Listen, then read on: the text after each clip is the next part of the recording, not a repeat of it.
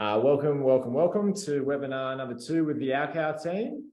I'll just give a few more people a chance to join.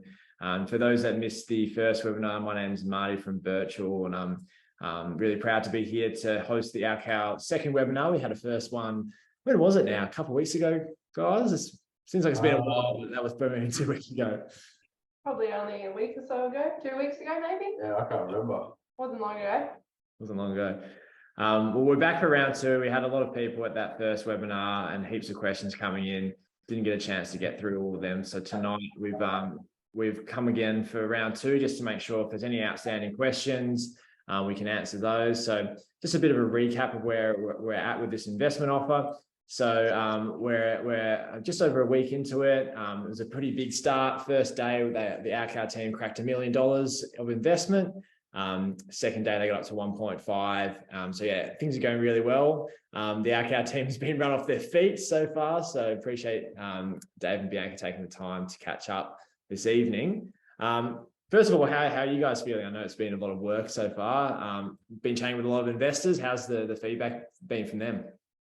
Really good. Like, it's super exciting to see how many people jumped on board in the first day. Like, that was just really overwhelming and like humbling for us to see how many people wanted to become partners of ours and invest in the business. And it's been great actually talking to these people that do want to invest in us and believe in what we're doing, and sharing our vision with everybody that we're connecting with. It's great.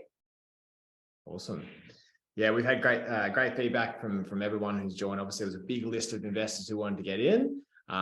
So yeah, it's been a really exciting ride so far, and not long left to go. We've got a week left with this investment offer. So once this one closes next week, that's the last window we'll have to invest in Alcow for the foreseeable future. So yeah, tonight's all about just having a bit of a Q&A chat with the Alcow team here. So yeah, I'd really encourage anyone with outstanding questions to pop them into the Q&A panel below. Got a few questions that have come in before the webinar started from investors via email that we thought we'd get to first. So that'll probably take about 5 to 10 minutes to go through those, and then we'll have plenty of time for audience questions at the end.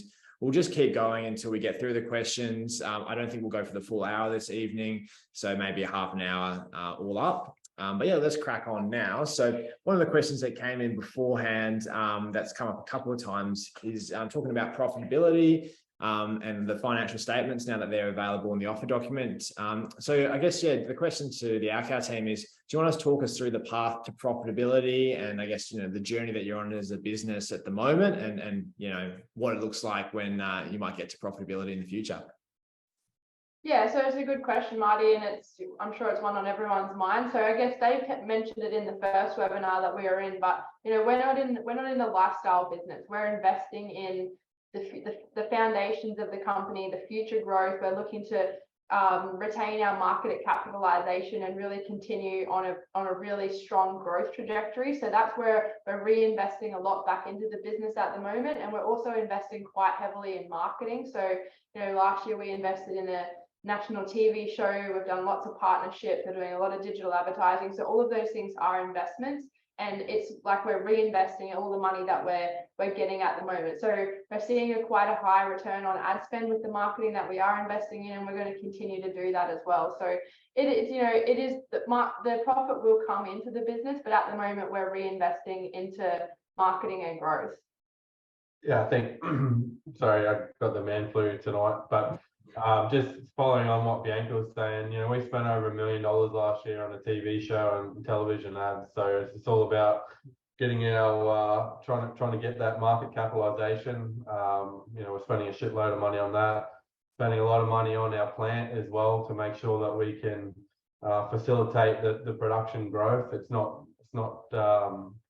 just about us making heaps of profit at the moment. We're looking at a long-term goal.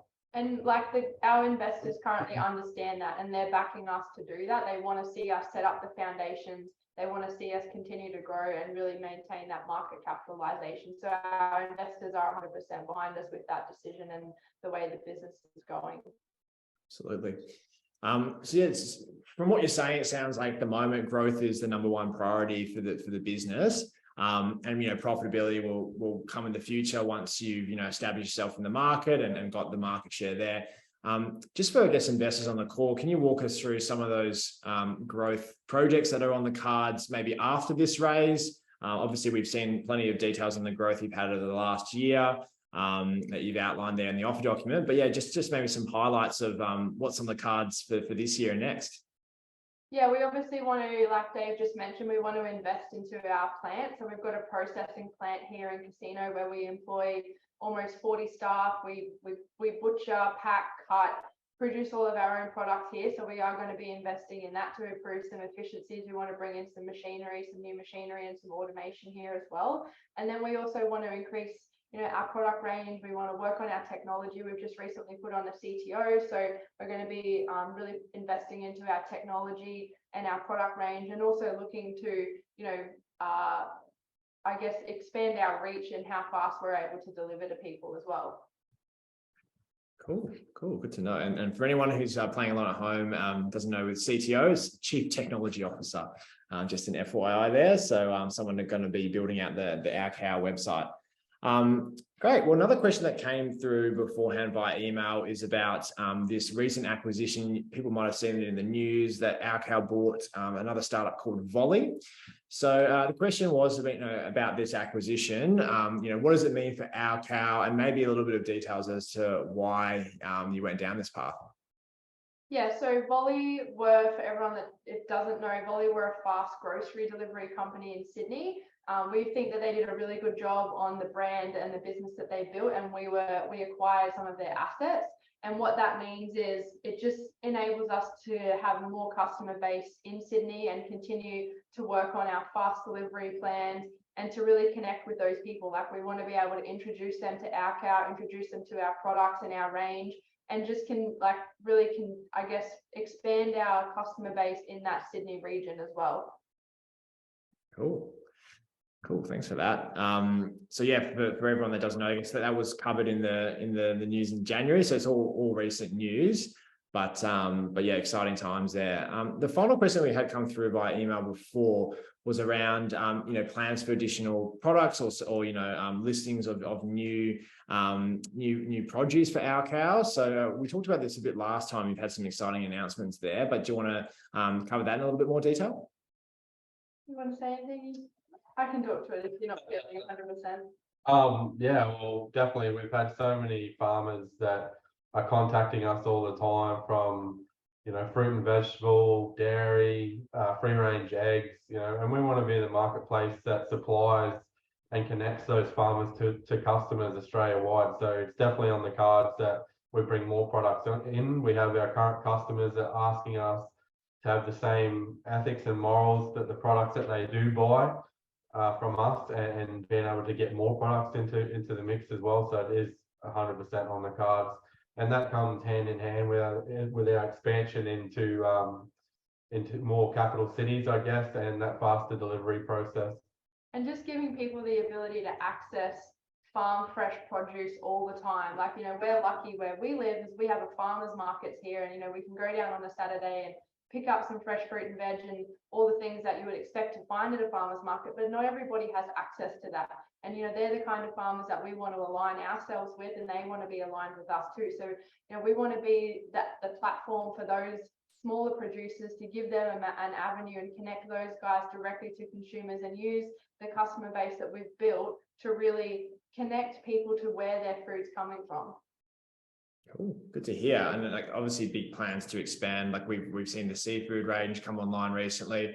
Obviously we've got the meat and the seafood at the moment. In terms of some of these other product lines we've just referenced there, any sort of logistical challenges about bringing them online? Like, if we're talking about fresh produce and obviously managing that, can you just walk us through how you've sort of solved some of those problems? Yeah, fresh produce is going to be a whole another kettle of fish that we'll look at when we actually set up some of our distribution centers. So we can do that a lot quicker than what we're currently delivering at the moment. But there's a lot of products that we're able to add into our range right now, delivering exactly how we are. So we've added in a lot of different products within our current protein categories, and a few other things as well, like some ready-made lasagnas and things like that. So we're able to add those in quite easily without any major logistical challenges. But definitely it'll be a challenge that we'll have to work through and work on as we are able to expand into those city areas and deliver faster. Gotcha. So I guess, yeah, working with what you've got at the moment in terms of not changing the process too much, and then once the other products come online, you'll figure out those problems there. I guess, has that influenced your decision about what, new services and products you've brought online at the moment? Yeah, it definitely has. And we've right from the start, like we come into this business not knowing, we're not butchers, we're not from a meat background. We're farmers that work through all these problems, like to get our meat delivered nationally, to have a butchering facility with hundreds of farmers supplying us each week. It's just another step in the process that we work through. We're really good at problem solving, Bianca and I, and the rest of the team as well. So we've already mapped out a few plans that we don't want to give away too much about, but yeah, we're definitely solving those problems as we work through them. And 100% confident that we'll be able to fulfill and deliver on everything that we've, said that we're going to. Like, there's no doubt in our mind that we won't be able to work it out. Great, thanks for that. Got a few questions coming in now I'll get to, and again, I just encourage anyone with questions just to pop them in that Q&A bar down below. So these are a few follow-up questions on those points there, but again, that's what we're here for this evening. So if you have any burning questions, please chuck them in whenever you're ready. So Nick here is asking sort of a follow-up question about just expanding on your warehousing or DCs. I guess that's kind of to the point about what you're talking about there. So could you give us a little bit more detail on that? Yep. So just launching a Sydney DC as of the 1st of April. So that'll be our first of many across capital cities. And yeah, so that's the first one, and we're looking to get into that and hook into there. Great. So Sydney's on the cards first, and Bruce here is asking, as you bring all the new producers on stream, how can you validate and verify their individual adherence to the quality parameters that you set? Your quality control reputation is paramount. Yeah, 100%. Definitely agree with that. At the moment, we have a livestock manager that manages that process. So we vet all of our suppliers around their compliance to our grass-fed declarations and their quality as well. And we will have the same process for any suppliers that come on board. Obviously, we've built a really good brand and a brand that customers trust with getting their grass-fed produce through us. And we don't want to do anything to destroy that brand reputation. So we're not just going to bring on any old shit to sell, and we could probably do that easily, but we want to maintain our brand reputation as the products that we do come on board with, and the customer and the farmers that come on board to sell through us. Yeah, absolutely. I guess that's something that obviously you need to keep tabs on as you grow, but it seems like the quality of the produce is what the our cow audience has been talking about a lot over the last few weeks. So that seems to be top of mind here. So I've got a question. Yeah, 100%, Marty. Like, the other thing I'll just say around that is it's not a coincidence that we only buy the best livestock that is out there. We don't work with people that aren't producing the very best products, and that's going to continue into the future as well with the other products that we bring in. Yeah, thanks for that. And just a heads up, Peter, who's got your hand raised, unfortunately we can't do like live questions on this webinar just due to limitations with the recording software that we have. So if you have a question, please pop it in the Q&A panel there. And we'll keep cracking through them, and thanks everyone for popping your questions in. Got a question here from Paul talking about what is your exit strategy, or why do you have to have an exit strategy? Surely this company is your baby and you want to be a part of it for the long term. So yeah, maybe you can talk through exit strategy and how you see yourself in the business in the longer term. Yeah, well, I guess it's something that we do have to sort of think about. We want to make sure our investors get a good return. The exit strategy isn't set in stone. Like, there's a few different options that we can go down, and I'm sure that as the business evolves and as we continue to expand, that strategy may change. We don't know what the exit looks like. It is something that we do have to think about. And what does that mean? Yes, it is our baby, and I don't know how I'll ever feel about if we do have to let it go or what that looks like, but it's not decided yet what the exit looks like. We do see that the more that the business grows and we hit the targets that we're forecasting, it's going to become a really appealing business and probably one of the most fastest growing businesses in Australia if we actually hit the targets that we're outlining for ourselves. And I'm 100% confident we'll be able to do that. But yeah, I'm not 100% sure what the exit looks like. We have talked about it, but yeah, not sure yet. Yeah, absolutely. I mean, like the growth trajectory you're on is obviously the first priority, but it's a question that a lot of investors have. From Birchall's perspective, obviously we're doing raises here for private companies that are in the early stages. So the exit strategies is usually a longer term proposition. You're getting shares now at the early stage. So if they do list on the stock exchange or get bought out by a bigger provider, that's the benefit of it. But yeah, it's an ask to be involved for the longer term of the business. And that's why we have all the details here and you get to meet the founders and ask these questions because it's a little bit more than investing on the stock exchange. It's definitely joining for the long term. Yeah, from our perspective as well, mate, like, we've got a really big mission and a big reason why, and it's business, it's head down, ass up for the next few years, to really change this industry. Yeah, absolutely. Yeah, busy times ahead, but exciting times. So a question here from Benson asking about the packaging you use for your food. I guess this kind of goes into the logistics question as well, but yeah, maybe for people who aren't familiar, can you give a bit of details on that?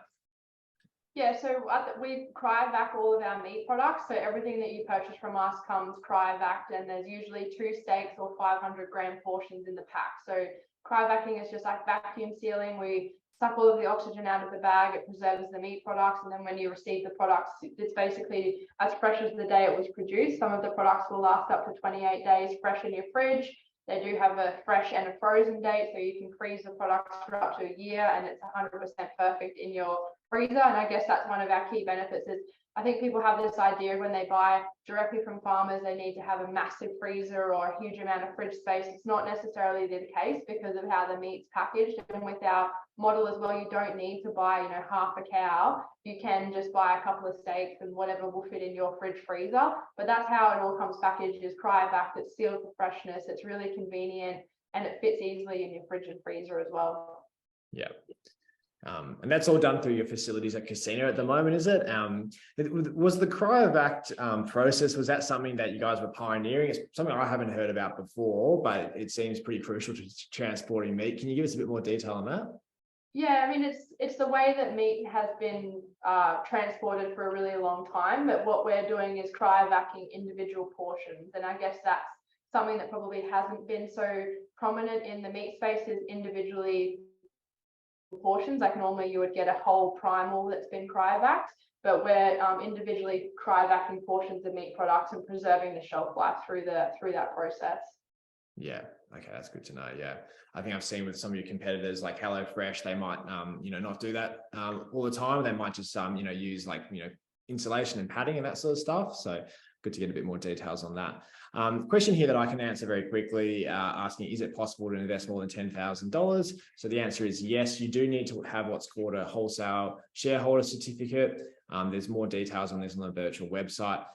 Essentially, anyone can invest under $10,000 to be a wholesale shareholder. What you need to do is have more than $250,000 a year in salary or $2.5 million in assets, and you need your accountant to sign off on that. It's just one of the rules and regulations of doing this type of capital raise. But yeah, if you have any more questions about that, please feel free to email us at the Birchall team and we can walk you through the process for getting all those details sorted. Got a question here saying that it's great to see that you've got seafood available. In terms of where this seafood comes from, can you give us a bit of an idea of, is it wild caught, is it farmed, that sort of stuff? Yeah, so we're working with the local guys out at Mooloolaba on the Sunshine Coast, and majority of the seafood is wild caught. We do have one line of Tasmanian salmon that is sustainably farmed that we are transitioning out into our wild caught salmon that's from Alaska. We were just waiting for the product to get to Australia to be able to do that. But everything else is wild caught. It's all caught across the east coast of Australia. We source it pretty much all the way from the Gulf of Carpentaria right down into northern New South Wales as well. So reef fish, prawns, absolutely beautiful. Like it's snap frozen on the boat. And the guys actually have their own filleting and co-op and boning room up there for fish, and they package it all just for us. It's unbelievable. Like the fish and the seafood quality that we've had, like we've been eating meat obviously for a really long time, but seafood, we've just really enjoyed having that variety in our fridge. It's been really nice. Yeah, so those guys, why we wanted to work with those guys, Andre and the team, they basically have got their own boats. They fish up and down the East Coast, and they've been going through the same problems that we have as farmers for a long time, with the big supermarkets and monopoly that they have over farmers and fishers, and really just hitting them down for prices, the illegal fishing that happens in Australia and as well. So we wanted to work with those guys to provide them some stability into the future as well, because it's hard for a fisherman to have that stability in that end market to go to, and that's where we want to come in to be able to help those guys have that end customer. Definitely. And yeah, great to hear a bit more about that story, for sure. So that's just a new product line, but seems to have... like going forward, we'll have a lot more information and some videos and that we're going to be working with the captains of the boat and the guys up there in the little bar as well. So that's definitely on the marketing plan coming forward, to be able to tell their stories. Yeah, sounds good. Looking forward to seeing that. Question here from Mick asking, says, it seems that there's a huge market for farm direct products. Where do you see the upper limit to your quality suppliers, as most farmers prefer to deal in bulk commodities? So yeah, is there any competition out there, I guess, for the best suppliers in your space? Yeah, there's definitely a lot of good farmers, and there's a lot of, I guess, people that are investing in their genetics on farms as well, that are really trying to get to the next level of breeding programs and meat quality and things like that. So I think we spoke in the last webinar, but we have over 500 farmers on our waiting list at the moment trying to supply us. Obviously, going through the vetting process will determine whether or not that they can keep the quality up to us and our quality standard. But there is some really good producers across Australia in different geographical locations that we're keen to work with. So we don't see supply as being an issue. And we think that more and more farmers want to know where their produce is actually going as well, because like Bianca said in the last webinar, as a farmer, you don't really get that.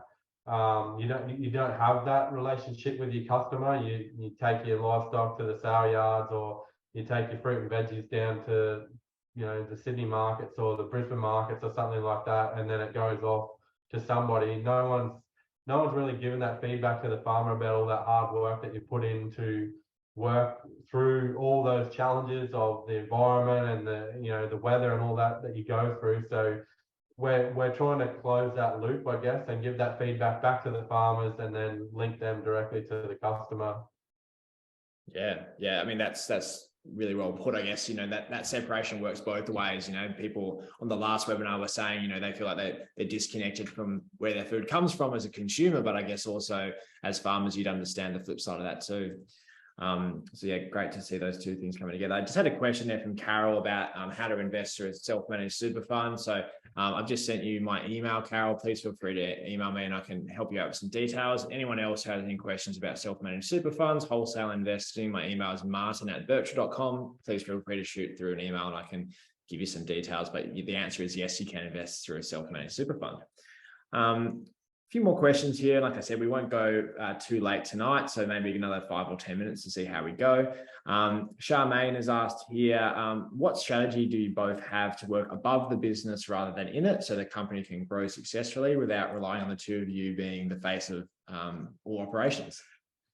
Yeah, so we're really focusing on, in the next 12 months, putting a strong executive team around us. Obviously, Dave and I have grown it to what it is now, and it's been a lot of us doing everything, but we've really learned over the last couple of years that we need to start removing ourselves out of the doing and focusing more on the strategic side of the business. We have got some absolutely amazing key members in the processing facility in Casino that they basically run the show without us, so we're able to focus a lot more on the strategy, the growth, this sort of stuff, the investments. And then this year we're focusing on putting a really key executive team around us to to be able to help us all grow together and continue to push Dave and I on the vision and the path of the business, while those guys were able to work in their key parts in the company as well. Yeah, so recently we've put on the chief technology officer to bring our own tech in-house and our own tech team. We've got a few guys in that tech team now. Last couple of days we just brought on board a really key CFO as well. We can't announce what that is yet to the media, but that's another key executive that we've put into the team, and we'll start developing the rest of the roles over the next little while.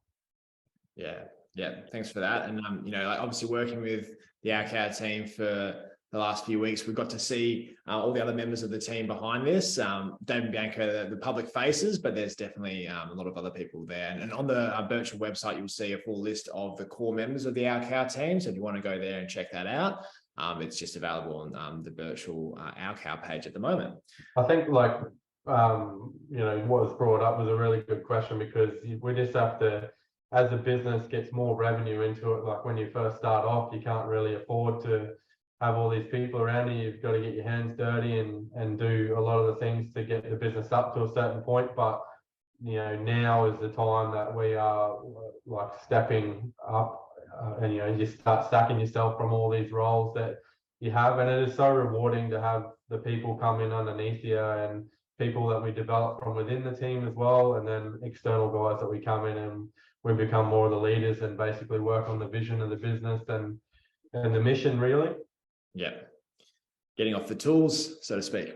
Yeah. I don't know if I'll ever get off the farm and the horse and dogs and keeping talking to the farmers, but it is hard to get away from that. Yeah, definitely.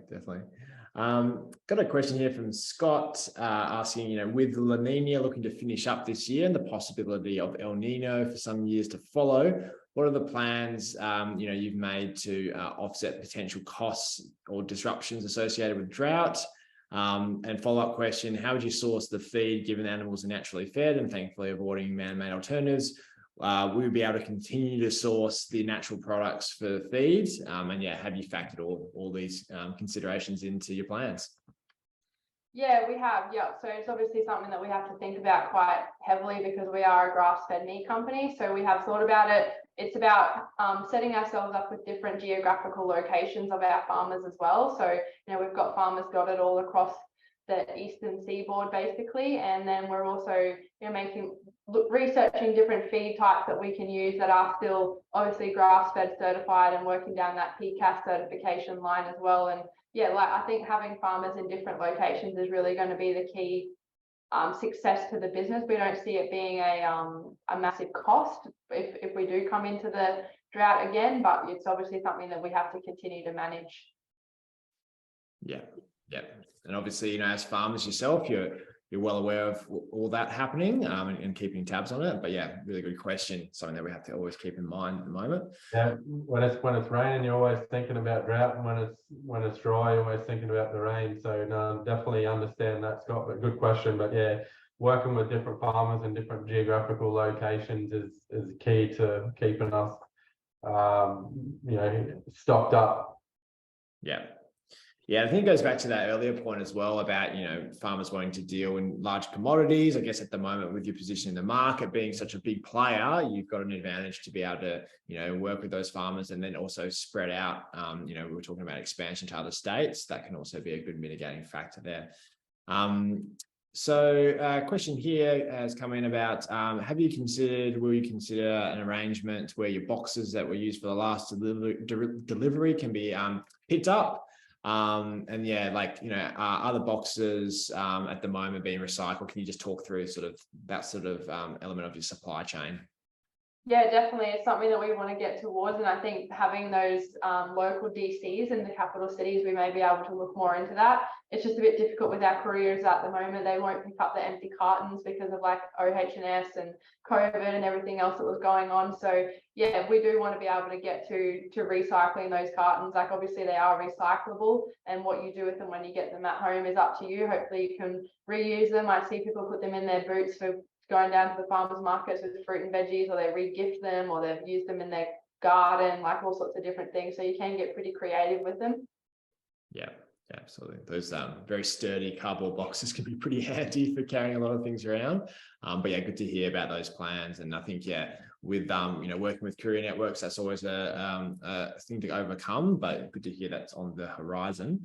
Just got a time for a couple more questions here, and thanks everyone for sticking around. We've actually had a fair few more people join over the last little while, so appreciate you taking some time out of your evening. And just again, I'll reiterate that this webinar is being recorded, so if you missed anything or you came late, you'll be able to watch it again. Paul has asked here, what needs to happen in the future to reach a point where shareholders can sell their shares? So I think, again, we're talking about exits here, potential exits. Dave and Bianca has given a little bit more context on this so far. But yeah, guys, if you've got anything else to add to that, please feel free to. Yeah, I think like Bianca said originally, Paul, the exit has been talked about. We still don't really know what that looks like as of yet, but at the moment it's just head down, bum up. We really want to grow the business. Next goal for us is to get that 100 million in revenue, and then look to go from there. So whatever happens from that point, I guess it really opens a lot of doors. Yeah. And follow-up question from Paul here, just around that $100 million revenue mark. And I think also we were talking about further goals last time in the webinar. Can you give us some sort of idea of what that looks like in terms of your business? And then also the question there is about profitability. Is there any profit projections at that goal? Yeah, for sure. So, obviously the 3-year picture is to get to that 100 mil. We're really focused on getting and doubling the business in the next 12 months. So getting to that 40 million ARR at break even or a little bit of profit in the business at that point. And then, into the next 3 years, that 100 mil, we're sort of trying to work on about that 10% net profit at that point. Yeah, good to know. Good to know. I'm sure you got lots of spreadsheets with that all mapped out in there. Oh man, yeah, never thought I'd know so much about spreadsheets, but for a bloody farmer. Happy days. All right. Well, thanks so much for all the questions. We've got one more question to get to, and then we'll wrap up for this evening. So, in terms of, this capital raise, we've got more than 900 investors so far. Got a few more from last time around.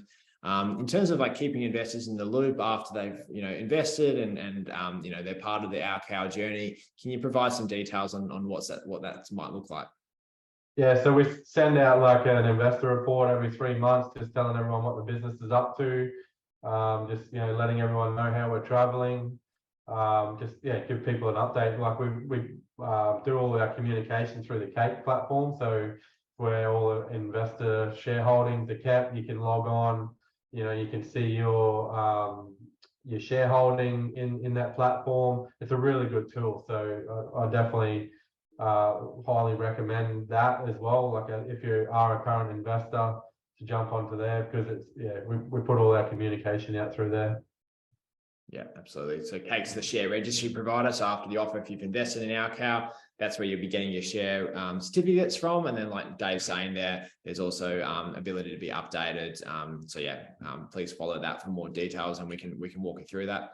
So now, just in wrapping up, Dave and Bianca, just over to you. Final sort of messages, pitches, whatever you want to say to investors who might still be on the fence, a week left in your campaign. Anything to say to them?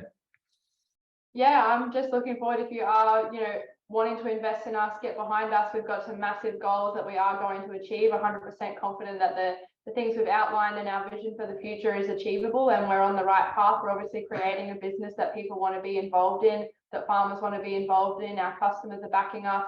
We've got investors that are backing us. So, we're not going anywhere anytime soon, and the sky's the limit for us. We just keep seeing, our vision is growing, and our reason why has been the same since day one, and that'll never change. So, if you want to get behind a company that has got a purpose and a strong mission that's actually making a difference in the agricultural and farming community, then this is the business you want to get behind, because as Dave and I are going to push it as hard as we possibly can, because we just want to keep seeing it grow. And we've got people that depend on us now. We've got farmers whose livelihood depend on us. We've got staff, we've got investors, and Dave and I are young. We've got a lot of energy. We've got a lot of growth behind us, and we're just really excited for where we think we can take the business.